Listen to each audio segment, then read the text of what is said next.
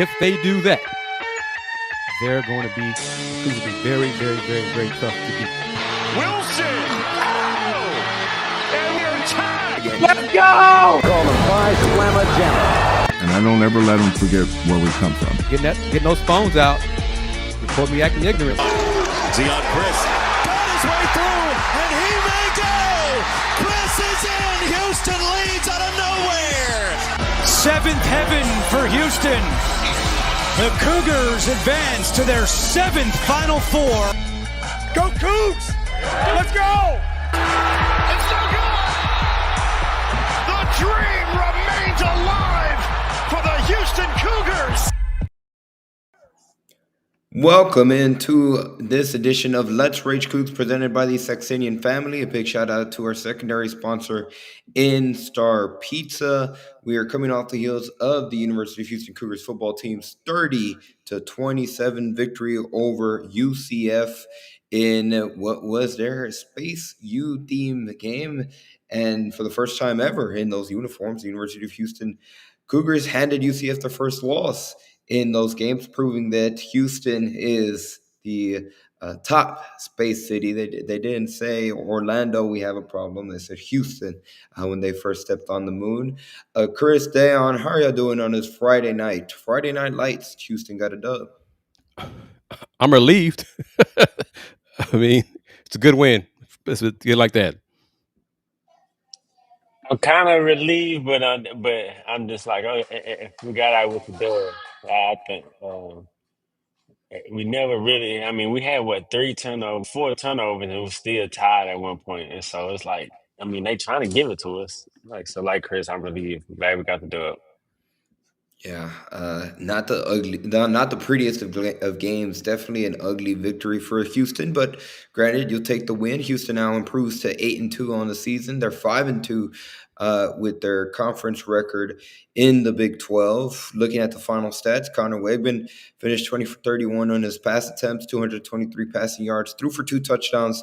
Also had 3 interceptions, and he had a couple that were just bad decision making. For the second straight week in a row, he threw a pick 6. Looking at the receiving numbers, Tanner Kojo led all at the tight end. Tanner Kojo led all receivers with 8 catches for 66 yards. Amari Thomas led in receiving yards with 5 catches for 103 receiving yards, and he had that big touchdown on that long bomb in the first half that kind of got Houston's offense going. Connor Wegman once again led the team in rushing. He had 82 rushing yards. DJ Butler stepped up. He had some really, really good runs, especially on that final drive for Houston, I guess technically penultimate drive for Houston when they kicked the go-ahead field goal. But he was instrumental in that final drive. He finished with 14 carries, 69 rushing yards in the victory for Houston. Where do we start? Because there's a lot of areas you got to tip your hat to this Houston Cougars defense after not having a good performance against West Virginia a week ago. They tightened things down. They held UCF to just 3 points in that second half, and the offense was not doing them a lot of favors throughout this game, but the defense kept holding serve, and they didn't really let the Knights do much at all for most of the game. Yeah, I agree with Corey Miller's comment. I was glad they stuck with the run and really kept pounding them the rock toward the end and really in the second half running the ball. And as you touched on it, Connor Wigman, his interception, those are some bad decisions, man. He really locked in on some receivers and made some bad throws, and the defense did their part. Now, the UCF receiver was open. The backup quarterback was late seeing him to make the throw, but hey, Cougs defense came up with the pick. That's what matters. Cougs did enough to get the win. It sure as hell wasn't pretty. Connor Wigman, he's got to get rid of these. He was doing great for a while. Like he's interception prone the last couple of weeks, but it's a win. Let's move on and let's accept it. Yeah, running game definitely took over in the second half. And I think as I'm watching, I'm thinking, okay, we're Big 12 O line, and we was leaning on them boys in the second half, and really just able to wear them down, and get 4, 5, 6 yards of carry, especially on that last drive. I wish we would have punched it in, but that's really what took us over in the second half, and I think it was smart in using Connor continuously in the run game as well. And so, I mean, it was good up. Defense really buckled down. They got 3 and out, forced them to switch to that backup quarterback who that penalty almost hurt us at the end. That was sportsmanlike conduct. Yeah, for sure. But Webb came through, got that big one. So, I mean, good dub. I mean, it's always going to be some tough battles. We just made the plays we needed to win the game, even though we had such too many turnovers. And it's amazing, not amazing, but you can see how that bad snap on first down, first and goal, messed up the momentum because the Cougs O-line was running and pounding and picking up 4 or 5 yards to carry. But then the bad snap, Connor had to fall on the ball, second and long. Everything was disrupted after that, so it had to settle for the field goal. But offense had 400-plus yards, but the interceptions, the pick six, what can we talk? What can we say? It's a win. I mean, it wasn't pretty. Connor made some decisions that you really wouldn't I mean, expect a vet to our make. own pick six that we got was big Right. too, though. That was pick a six great we play. got, That was a great defensive that play. was huge for us. I mean, that DB made some great plays. He had 3 picks, so he was able to read and break on it. Like rarely see one player getting 3 picks. For sure. I mean, even being on the opposite side, I was like, that boy making plays, and so hats off to him. But our pick six that we made, and then was able to stop that run game. It seemed like their running back was explosive when he got in the open field. But we was able to get some penetration. They was getting false start penalties, pushing them back, which actually helped our defense. And so I just looking at it like we made the plays that we needed to win the game and going on the next week to TCU. Which is different than last week. The defense did make the plays when needed. Yeah. So that's a plus. That's, hey, 8-2. That's a bigger plus. Absolutely. Really talking about this game, and I want to bring up a comment that I saw earlier by EI Crab. He says that he feels like it's become way too predictable when it comes to passing targets, especially after the loss of Boogie Johnson. What are your thoughts on this? Do you agree or disagree? What do you guys feel are some of the reasonings behind some of these picks that we're seeing from Wakeman? I mean, I think some of it on obvious downs we're passing primarily in certain situations to certain players. So I think the play calling, the pass situation kind of is somewhat predictable. I think he was eyeing down Amari That part. Thomas. Yeah. And instead of, I think, going on, getting off his read and going to the next. So as I'm watching, looking like he's being a one read quarterback, in which I think he's better than that, to be able to go from one read to the next and the next, be able to process the information pretty quickly, make accurate throws. Because one of the times Thomas was open, he just threw it behind him. Then he was able to pick it. That's the pick six. Yeah. So the other two was just good plays, and from what I saw. But I think they could have some different concepts for the passing game. But then at the same time, we draw up the one play with Thomas. I think it looked like a double route, a double move. He beat him, and so it's like I agree though. Just a little adjustments. It's adjustments, it's execution, but Connor's last couple of weeks, I don't know if teams are seeing it on film, on video, when he locks in on a receiver and doesn't go through his progressions. That's could be part of it as well. But when it's part of being a number one option. Tanner Kojiel, Amari Thomas, they're 1 and 1A. Everybody knows that. But it's up to the defense to stop it. So if you have the right schemes and right plays, it doesn't matter. It should not matter what defense does if you do your part. And the double move, Amari Thomas, he's shown to be one of the best receivers in Big 12. Oh, by far. He's leading Big 12 in receiving yards right now. Yeah, 3 TDs last week. They schemed for him tonight. I'm sure they did. He was tops in their scouting report. He still got it done. Yeah. Connor made some mistakes. Especially, well, just one final thought about Amari Thomas. It seems like he's just racking up 100 receiving yard games, and he's just been phenomenal for Houston this season. And then going back to Connor, the pick six or the first pick he threw where he started down Tanner Koziel again, like it looked like they had an advantage right there because Tanner, I believe, he was being guarded by a defensive back that clearly Tanner had the height advantage, and I don't know. It seemed like Connor was just late on that throw. The DB made a great play, and he jumped in front of the pass and intercepted it on that first interception of the game. So uh, decision making is just something that seems to have to get cleaned up. But it could also be the case right now. Top two targets are Kojo and Thomas, and every now and then the defensive backs are able to make great reads on the ball. Now, Tanner Coach is 6'7". Sometimes Connor needs to throw the ball 10 like he's 6'7". Okay, if you need to throw it up higher, let's have to reach up, use his reach, do that. Instead of being late on the passes, like you mentioned, Andy, and Dayon as well. Defense has a job to do, yes, obviously. But the QB needs to do his part and throw where only his people can catch it. Yeah. And Connor has not done that the last 2 weeks. Like he did the first, 8 games. Yeah, 2 weeks ago, before the West Virginia game, we were talking about his touchdown to interception ratio. I think he only had 3 interceptions coming into the game before West Virginia, and then obviously now he's thrown five in the past 2 games, and that's whatever it is.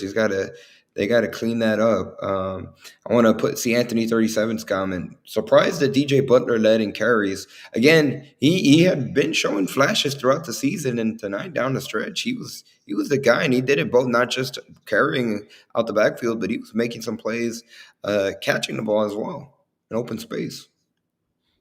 He's a good mix with Dean Connors, and he runs hard. He's got a little more of a burst. They're both strong. They can catch the ball out of the backfield as well. So it's a good mix combination. I like it. I think he's a little bit more complete. I think they're both complete backs, but I think he's a little bit more explosive. Yep. And elusive. But at the same time, towards the end, he's falling forward and leaning forward, getting an extra 2 or 3 yards. So he seems to be between the tackle carries as well. We still haven't seen Barnett the last couple of games. I'm surprised about that. I don't know. We'd have to ask, folks, colleagues who spend more time at practice and with the team, if anything's going on with that, or just Butler's pass him up in the depth chart. Who knows? I don't know. I'll say that I don't know. Yeah, Crab mentions it was good to see Houston defense play much better, especially in the fourth quarter. Corey Platt, Rook Brown, Control Webb, Jordan Allen, Will James all played well. And again, they a lot of times were getting put in positions where they weren't set up to succeed, and they kept holding serve each and every time. I think their personal pride was wounded with their performance last week. So they did a good job and bounced back and got back to playing much better defensively, Cougar defense, more execution, and they finally got some takeaways tonight as well. So that helps too. And it was needed because the offense had a lot of, not a lot, but costly mistakes that could have cost them this game. Yeah, the defense definitely came up and made plays. All them boys that he mentioned, and it was just timely plays. We just complimenting football defense stepping up even after the turnovers, make them settle for a field goal, and then they just making plays. That's why they make a quarterback switch for no reason. I mean, defense kept us in it even after those turnovers. So wait for them to step up, and then the offense, when they really need it, is able to move the ball by running the ball, and that's just kind of shows the toughness and the identity, I think, of our football team and of the program. I mean, it's fourth quarter grinding out.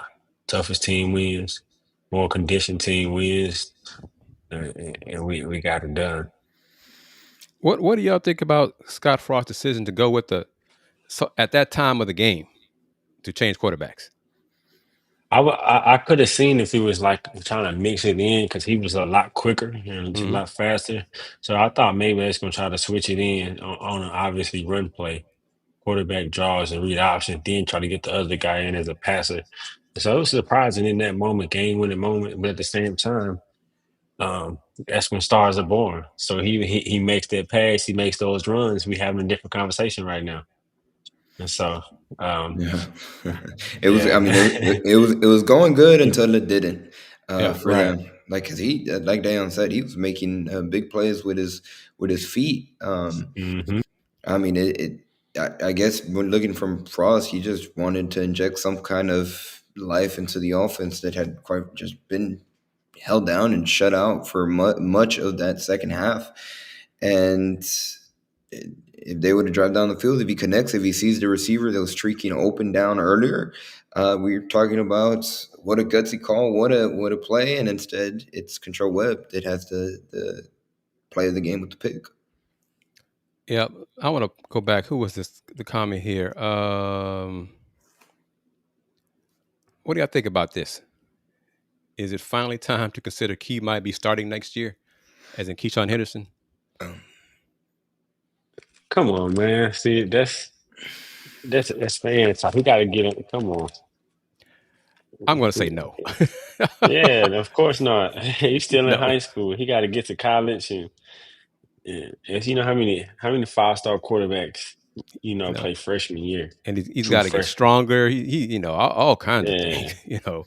but it's new territory for Houston because we ain't had no top quarterback come here, Right. so we're gonna had the biggest expectations ever, Mm-hmm. and so yeah, not so fast, my friend. Well put, Mr. Corso. Yep. And this too. I'll admit this. When I saw this stat on the broadcast, Yeah. that the Cougs have the most one-score wins since 2021. Yeah, that surprised me too. Yeah. They probably got most of them during that 2021 season. Because I remember a lot of their wins that year were Yeah, that's one true. score Yep. games. And then 2022, they had a lot of one score wins too. So they probably piled up in those years. And then 23 and 24, they didn't pile up that many wins. But even last year, most of their wins were one score, with the exception of the upset when they played. Who was it? It wasn't Utah. It was K-State. K-State. K-State. Yep. With, Mm-hmm. Real quickly, I'd like to take a moment once again, thank everybody that's taking the time to join us on this Friday night following Houston's 30-27 victory over UCF. This is Let's Rage Coogs, presented by the Saxenian family, the original Houston postgame show for each and every single football and men's basketball game. We'll be right back at it tomorrow evening, or at least y'all will be at it with Fluff following Houston men's basketball, their game against Towson, and their second game of the season. Big shout out to Steve Saxenian for being a primary sponsor not only of this edition of LRC, but each and every single post-game show this season. And also a big thank you to Mike and Jennifer Pittman with Star Pizza, with 3 different locations in the Houston area. Star Pizza is your go-to stop before and after the game. Be sure to visit them online at starpizza.net and check them out on social media at Star Pizza HOU on X and Star Pizza Houston, Texas on Instagram. Also, big thank you to them for giving us a lot of tickets to give away the past 2 weeks. We just gave away a pair of tickets to the Towson game tomorrow between U of H and Towson, and we're in the process of trying to give away the women's basketball tickets. We've encountered some problems with the My UH accounts to transfer them, so hopefully we can figure that out and we can send someone front row to see Coach Mitchell and what he's put together at Fertitta Center. And at some point, Dayon and I are going to have Let's Rage Coogs for women's basketball this season, post-game show. So look for that in the not too distant future. Yeah, stay tuned. So if anybody wants to start sponsoring that, hit up Andy on the email. We can get that happening too. Shout out NIL Super Stickers. We with Kenneth Bowman, we did the preview to this show, and we had someone gracious with 20 super sticker chat. So never any. We'll take anything when it comes to support. Any multiple ways to support. Let's Rage Cook /Pod Slammadama / the Houston Roundball Review. I'm looking at X, and I'm looking at this quote from Joseph Duarte of the Houston Chronicle. He tweeted out Willie Fritz after the game. Said they showed the team a video on Thursday night that explained Houston ties to NASA. And the quote is, "We're Space City. When they call back in, they say Houston." So Willie Fritz buying into the Houston is the true Space City. And for tonight, they went out. They proved it with the victory over UCF, handing them their first loss in those uniforms. They were 8-0 before that, and now they're 8-1. But I will give UCF credit for how they market and promote it. Yeah. You know, Yeah, I big think that's time. something For real. UH could Be a borrow part of. / steal from. You know, Yeah. yeah. Mm-hmm. But we're the world famous Space City News. Houston is the real Space City. I mean, Houston, but yeah, they can really market that better. I agree. Justin, It's a lot. Yeah. yeah, I take it Justin does not have ESPN Plus with his comment here. Not every game is going to be on TNT. Not every game is going to be on ESPN, ESPN2, ESPNU. ESPN Plus is still part of ESPN. They got to have a handful of games. So every conference member has to be on ESPN Plus, part of the contract with the conference. I mean, the Cougs are going to be on ESPN Plus, I think, 3 times non-conference, and that's it, I think. I don't believe that any of their conference games are going to be on ESPN Plus. Peacock, yes, but it's what it is.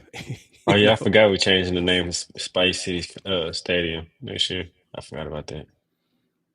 I hope that happens because it's been quiet for a while, so I hope it hasn't fallen through for whatever reason. Do some digging and asking about that. But Houston got to. Thank you for the fans tuning in this late night with us on Let's Rage Coogs. Yeah. So cross the 200 thresholds. Join us again tomorrow, as Andy said, kind of evening. Probably be a 5 o'clock or so. Yeah. Yeah, 4:30, 5 o'clock, as we discuss Houston's win over Towson. That will be a win. So, we all know that. We all assume that for sure. But this one, Yeah. Andy or anybody comment on it. Is there anything that you've seen differently in Connor Wigman these last 2 weeks to account for these interceptions and these turnovers? Well, going back to like I mentioned, the first pick when he was trying to throw to Tanner, I think, like you guys have alluded to, he just seems to be locking in on some of his targets. Now, granted, Kojo and Amari Thomas have been his number 1 and number 2 all season long. Now, without the threat of Stephon Johnson making plays going deep, it's just maybe a little easier to hone in. Kenneth Bowman mentioned during the weekly preview show leading up that he's also dealing with an injury, or something's bothering him. And they mentioned in the TV broadcast today about his arm, his shoulder is giving him some kind of issues. How much that's actually impacting him, only he knows. But definitely when it comes to just outside of that aspect, it just seems like he's being easier to read at times. And it only comes in spurts, but it's translated into 5 interceptions over the course of the past 2 days, or past 2 weeks, I should say. And that's something that, just needs to be cleaned up. And I mean, there's been some of the other receivers that have made big plays in spurts. He's got to build that trust and rapport with some of those other receivers, so it's not as obvious when he is trying to go to his number 1 and number 2 options. What do you say, Dan? What do you think? I think it must be something, but you got to think about the hits that he's taking too now with running as ball as much as he is, and so because what surprised me is the accuracy, because he's shown spots where he's been really, really accurate with the football, even on intermediate and deep throws, and so I think that's probably one of the most things. But 2 of those picks tonight was good plays by the DB and high point of the ball, and so I think it's a combination of things. But I wouldn't be surprised if something probably laboring him and impacting that. But for the most part, surprising me is the inaccuracy, because he's proved throughout most of this season to be accurate passing and be cautious with the football. And so part of the game, but he made the plays that we needed. And if he is, I mean, if he is banged up and if his arm, shoulder, elbow, whatever is banged up, the coach and play calling with those runs, that's not helping him when he goes into the piles and takes those hits on that shoulder as well. So maybe a little dump off pass to the running backs, into the flat, things like that, or something different to, look off the 1 and 2 options. Because if he is banged up, and we all think there is something different about him, then I think that's more of him needing to lean on his running backs but lean on his progressions and trust his knowledge of the game. Because if the arm is not strong enough to make certain throws, then don't do those throws. Right now, don't lock in on the receiver and look off and go to your progressions and throw it into the flat or get rid of it. Something like that. So yeah.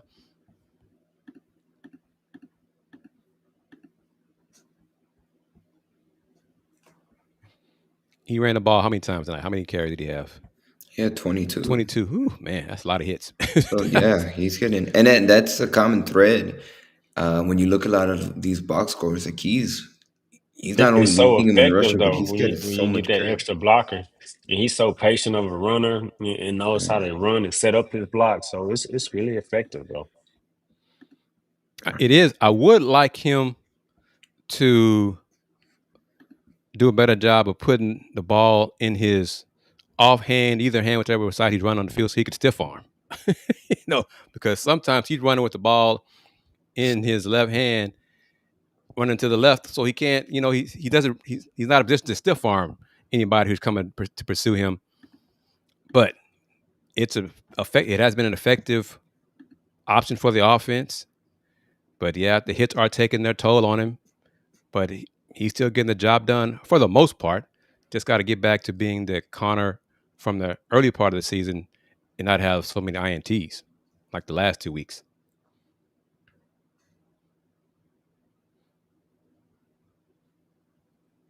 Oh, well, I haven't heard that. Yeah, I'm not gonna touch on that. So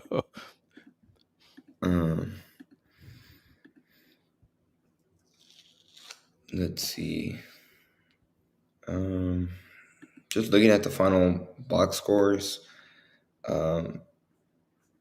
Again, just really shout out how good of a performance the defense had. Defense, I was just about to say they were flying around. 5 tackles. Rook Brown, he's been phenomenal for Houston. Obviously, 2 weeks ago against Arizona State, the plays that he made, and he's just been solid. He's been a rock for this defense all season long. Carlos Allen, who was dealing with some type of injury leading into the week, didn't show any signs of it. And you go down the list, like they had a good bounce back from last week. Like you said, Kris, maybe their pride had been wounded, considering what the Mountaineers were able to do against them over the course of last week. And they had a good get-right performance against UCF.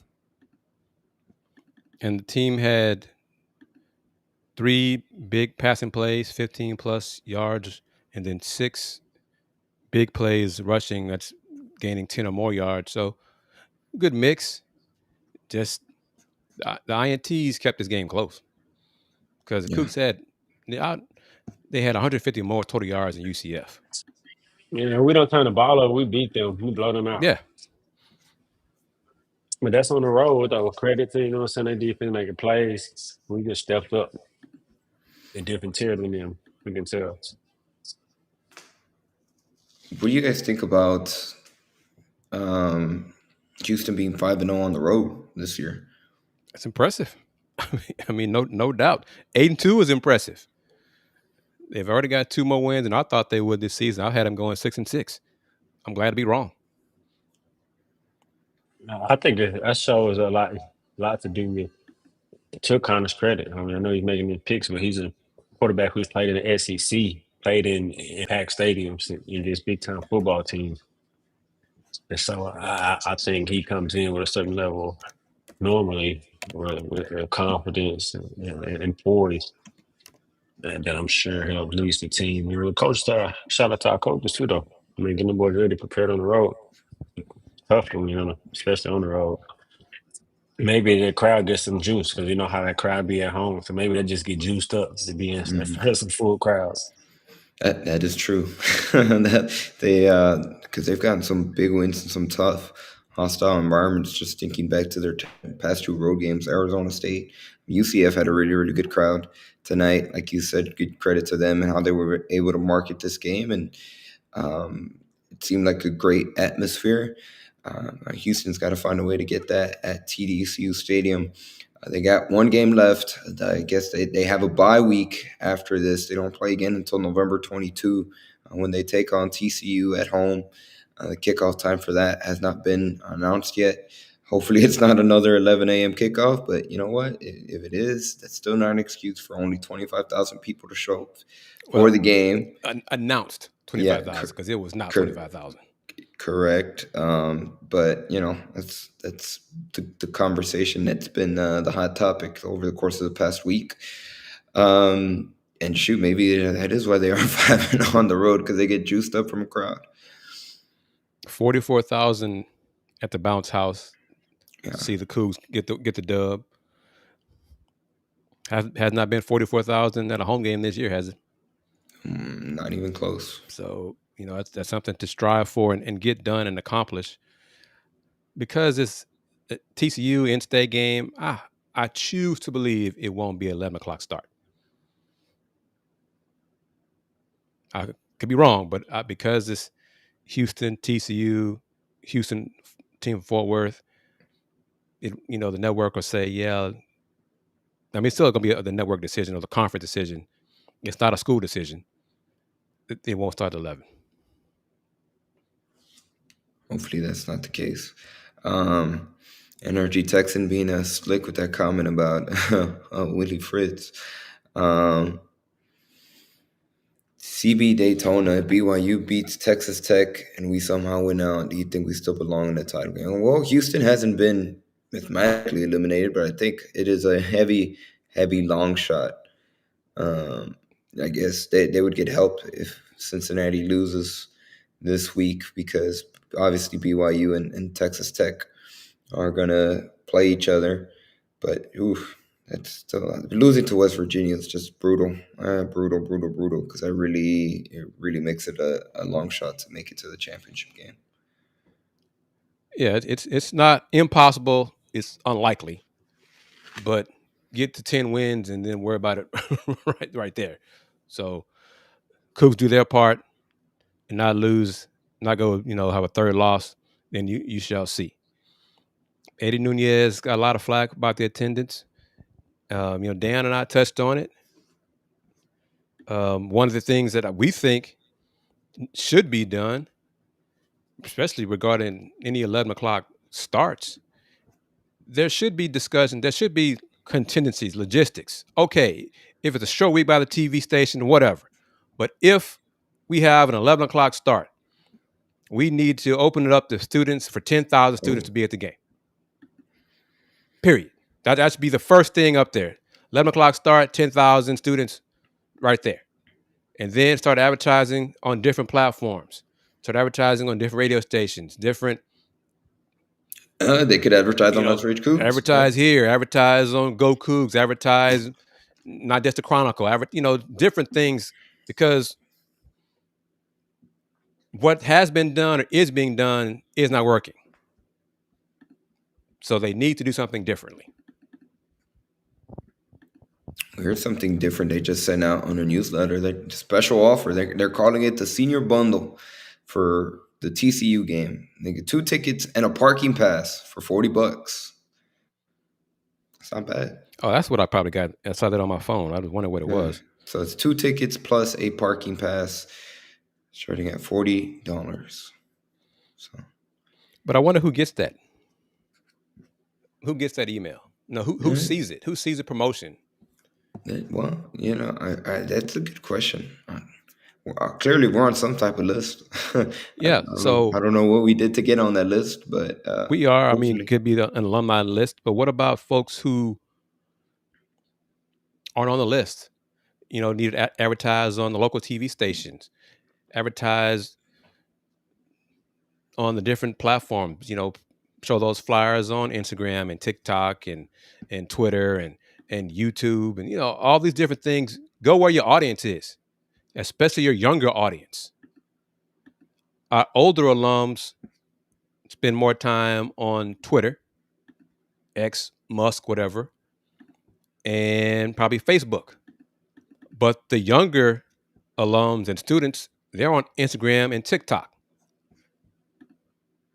Hell, my video posting, so it backs that up, So they have to do a better job of knowing where the audience is and meet the audience at those spots. For sure, for sure. And I mean, just to give him a little leeway, his first year coming in, he's actually really seeing what the landscape is like. And that's why he's hired in to be able to work through these avenues and build some of these plans and market like Kris is saying. And so, I mean, we've been seeing some good with the merch and different things like that. So I think if as long as just keep going the direction they're going and keep trying new things like we were suggesting, it seems to be pretty open minded, willingness to talk and be kind of a man of the people. So I'm optimistic. And I am too. He has an open door. He saw me at the basketball game on Monday, and he was joking with me and said, I haven't seen you, Kris. And I'm like, well, that's football. This is my time. This is my sport right here. So, but I think he is open, and he sees things that need to be improved and changed and done differently.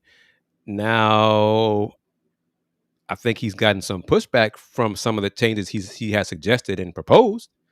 So he's trying to work on getting people to realize that those things that were done in the past need to change. So he is still getting some pushback from that, despite the obvious issues about the lack of attendance. There are still folks in denial on campus in the administration, which is a sad thing to say, but that is also reality.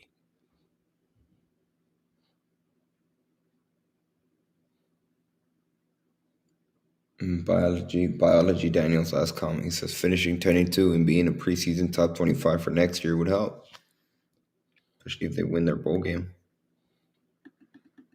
It would help because Houston loves a winner, and Houston does have a lot And of. then with the hype that we got coming in next year, and be able to that recruiting class, market and build campaigns around players and do a way better job of marketing Coach Fritz. I think they've dropped the ball tremendously on marketing Coach Fritz. It should be cameras in practice, a camera following him, merch with all the little isms that he say, and kind of introducing him in a YouTube-like series of minute camp, fall camp, and have these different videos that you really pushing out. You can't see the ins and outs and interviewing the players and having features about players and learning. And so it's a lot of different ways that videos people want to go and be able to go to YouTube. Basketball should do the same thing.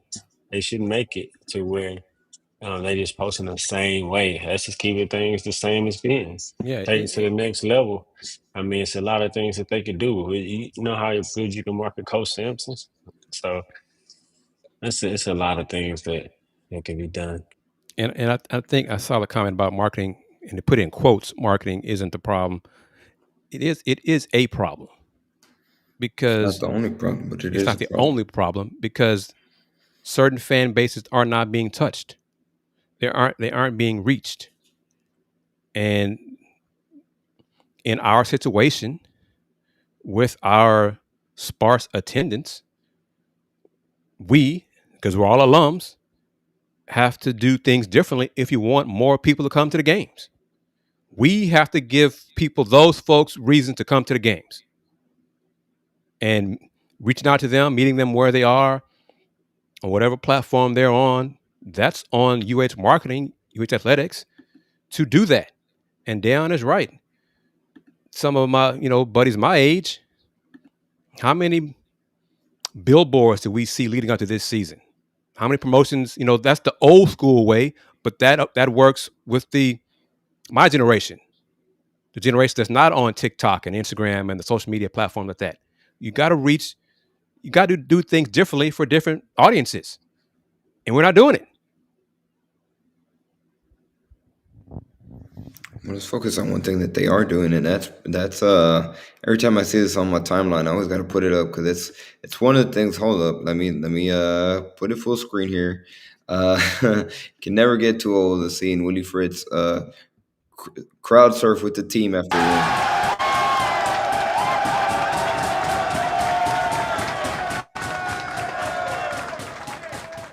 So more stuff like that is what UH needs to continue to post. Um, and like Dayon But said, just like, to but like you can add on to that. Like we see yeah, just that video. What about the the prelude and small speech segments? Yeah. would lead to it. Yeah, you know what I'm saying? Small segments that lead to it. Building up and videos that's anticipating during the week. Let Coach Fritz talk about why the tradition, what it like, all that it builds. Like it's just a lot. I think that could be done in ways that they can do it. I think they really need a shakeup because, in my opinion, it's a lot of the people that I think has been there for a while and used to. They might say, "Okay, let's try to do the little trends," but ultimately, they just kind of it don't expand so much because they don't really. A lot of Just know folks one are way. set in their ways. Yeah, And, basically. you know, and honestly, some of them either need to change their mindset or need to be moved aside with folks who have different ideas for promotion. And this comment here is a concern, but it is accurate. Lots of issues with services in the stadium, poor service, running out of food, bathroom issues, parking costs, those different things, especially for if you have reached a person who was a first time attendee of a game at the stadium. If we made a bad impression on them, they're not coming back. Because the adage is true. You never get a second chance to make a first impression. So if we leave a bad taste in those folks who have decided, I'm going to check out the football game today. I saw an ad on Twitter or whatever. I saw the guys on Let's Rage Coogs talk about it, challenge me to come to a game. I'm going to go to a game. And then when they get there, Wi-Fi stinks, food is bad, the service was bad. They got disrespected by a concessionaire or whatever. Then that taste would be like, I tried it and I didn't like my experience. Well, then you've lost that person for a long, long time. So that also needs to be part of doing a better job of making people want to come back if you get them to come to the game in the first place.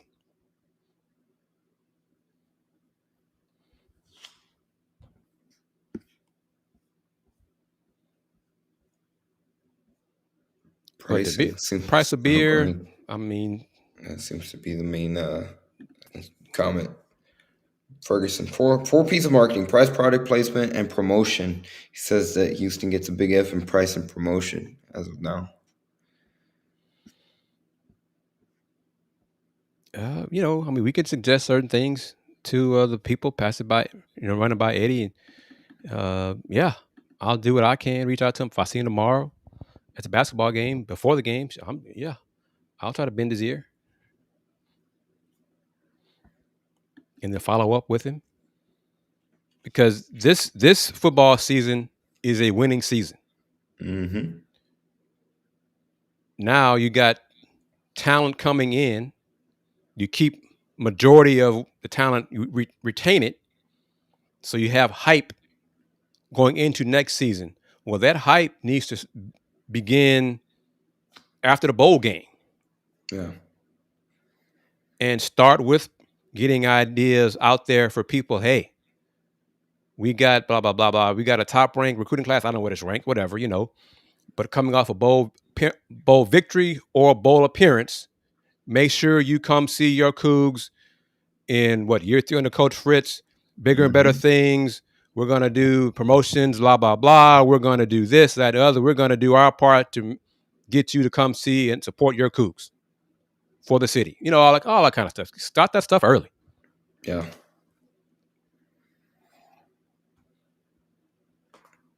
Talk to Dayon. Talk to Andy. Talk to me. Talk to other folks. Don't talk to the same people that you're talking to.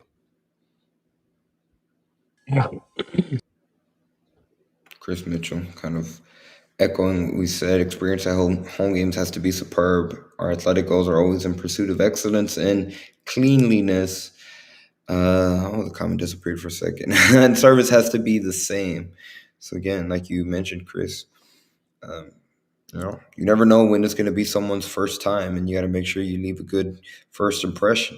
They go a long way. And Justin Singleton mentioned the renovations that Rice University announced. What did they, correct me if I'm wrong, $120 million they're going to invest into their Rice Stadium and the surrounding area?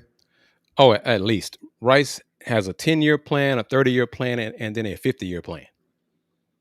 So Wow.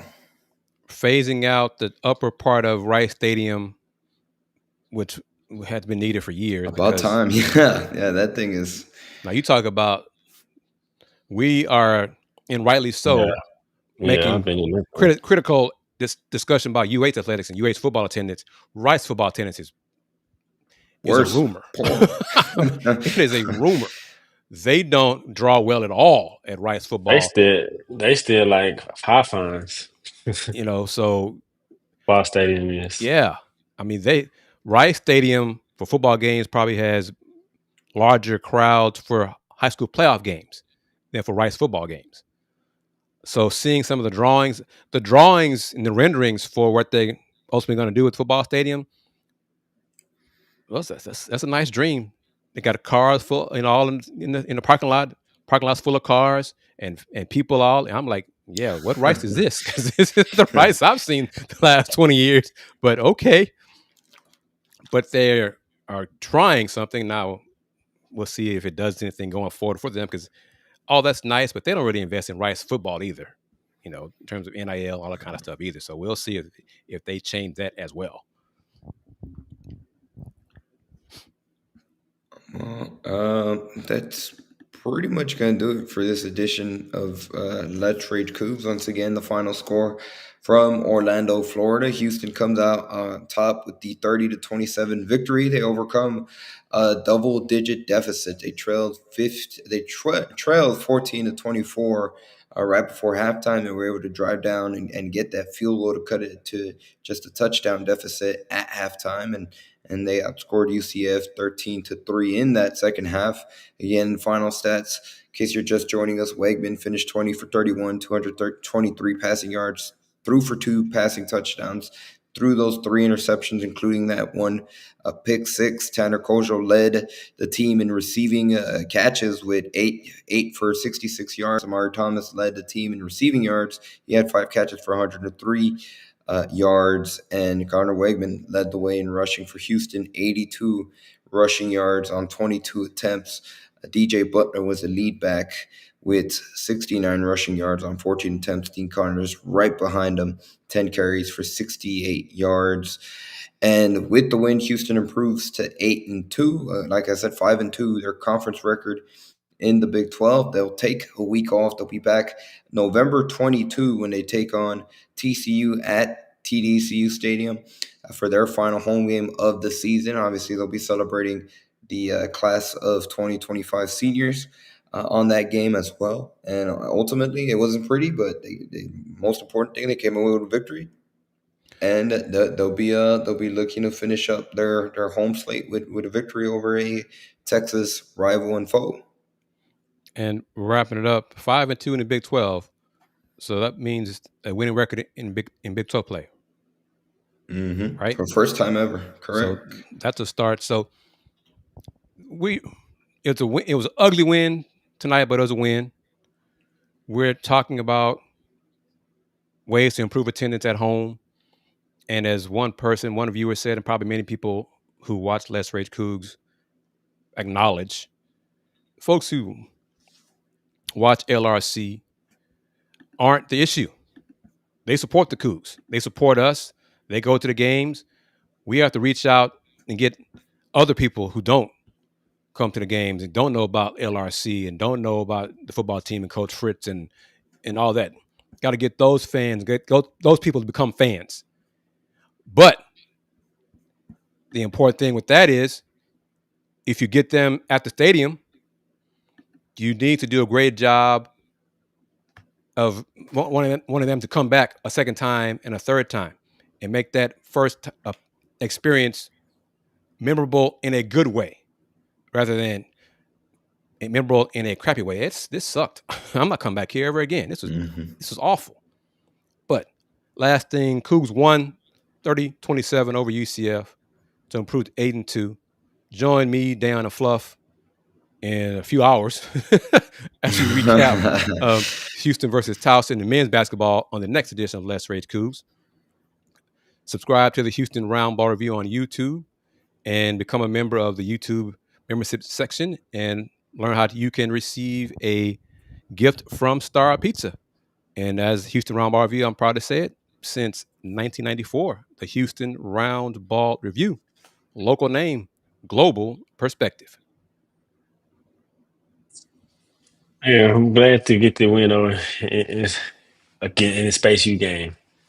But more importantly, this how it looked. We still didn't lose that type of game. I mean, I can remember in years past where 3 turnovers, defense just folds and it becomes a blowout. Stayed in it, won the game. So it's just a testament to the coaching staff and what they're building, what they're installing. And also, just like Kris is saying, we're all former Cougs. We want to give the best advice to help bring more eyes, money, revenue, everything that's needed to make us the well-rounded football team and program, an institution that we want to be. And so I'm excited. I'm looking forward to tomorrow to the men's come out and get that done and join us on Let's Race Coogs. Go Coogs.